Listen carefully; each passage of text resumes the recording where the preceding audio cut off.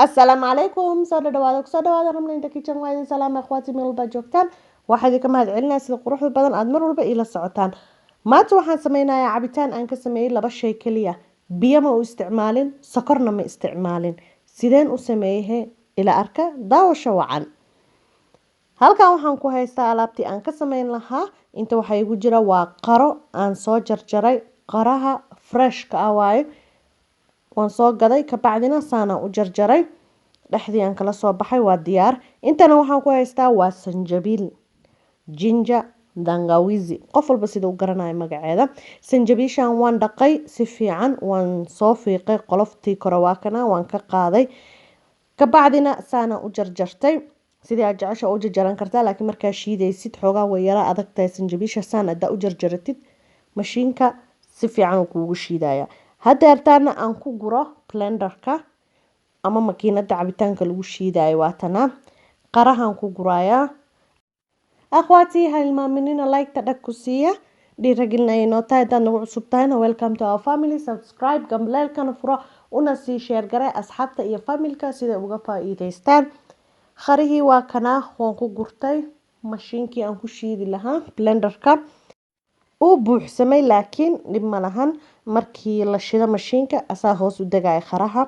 hadda waxaan ku gurayaa sanjabiishii waaye sanjabiishii aan saan usoo jarjaray aan soo dhaqay qolofta ka kuray kore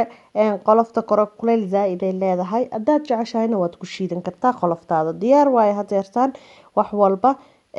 qarihii sanjabiishii wax ka maqan ma leh wax sokor laguma daray biyo laguma daray mashiinkan waan kusoo shiidayaa dhurug ka bacdi waa isku soo noqonaynaa waan soo shiiday waa kana waxaan soo qaatay kii lagu miiraayay waan miirayaa sababta u miiraayo waxaa waaye sanjabiisha waxay wadataa waxyaabo yaryar markii la shiido qarahana mirihiisii asagana mirihii kama gurin ma aho waan ku shiiday miraha soo mirihiina waxaa waaye waa shiidmeen marka waan iska miirayaa hadduu ilaahay idmo waa kana waan miiroyaa waxyaabahaasa kasoo baxaayo waa ujeedaan marka inay afkii waxaas kugu galgalaan ma la rabo waad ka bixinaysaa waa kana haddana qaybta kala miirayaa waan soo wada miiraya waa isku soo noqonaynaa ha ilmaaminina like dhag inaad ku siisaan una sii sheer garaya asxaabtii familka say uga faa'iideystaan ayakana waa kana waan soo miiray diyaar waaye halkaan igu jiraa ka bacdi waxaan haystaa baraf aan ku darayaa barafka adiga joyskaaga waa adaa rabti waa ka dayn kartaa adaa rabtidna waa ku darsan kartaa laakiin important waxaa noo ah labadaas shay le waa maanta sanjabiisha iyo qaraha aniga baraf aan ku daray waxaa waaye laabtuu kuu qaboojinaa barafka maasha allah alaabtan cajab ramadaanka xataa haddaad samaysatid cajab waaye sanjabiishana daawo waaye ayadana marka halkaan aan kusoo shubtay waa kuwana daboolkoodana jag aan ku siinaya ha hilmaaminina u sheer garay sida asxaabtaada familkaaga like dhag ku sii haddaad nagu cusub tahayna welcome to our family subscribe gambaleelkana furo